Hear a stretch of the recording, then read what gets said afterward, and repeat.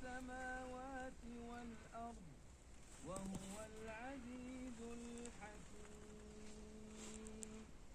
سبحان ربك رب العزة عما يصفون وسلام على المرسلين والحمد لله رب العالمين.